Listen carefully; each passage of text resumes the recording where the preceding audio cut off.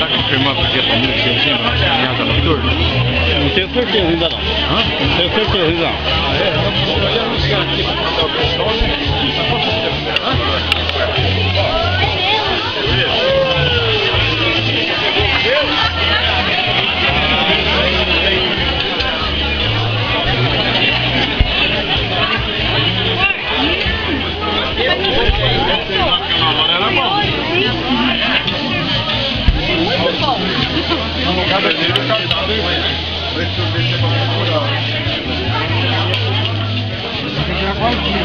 Pessoal, eu havia esquecido de um detalhe.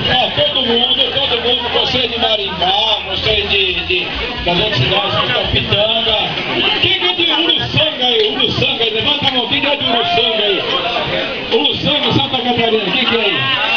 Cadê? Ó, nós, aqui todo mundo de Uruçanga lá tem alguma coisa a ver com vocês lá, porque lá vocês fabricam esse copo plástico descartável, na verdade? Então todo mundo, pelo menos, já conhece Uruçanga pelos copinhos, né? Tá vendo?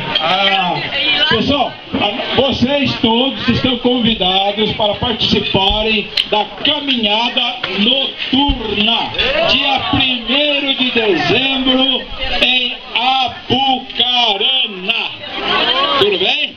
Vocês estão convidados à caminhada noturna. Você só tem que levar um borboletinho de LED lá, tudo bem?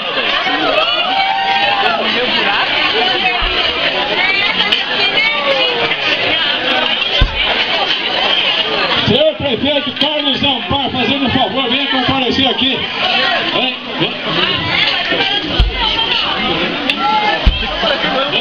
Vem mostrar como que anda no Sarja de moto aqui, vem.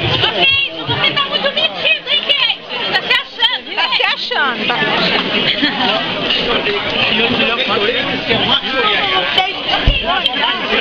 Pessoal, vocês receberam os carimbos, cada ponto é um carneiro.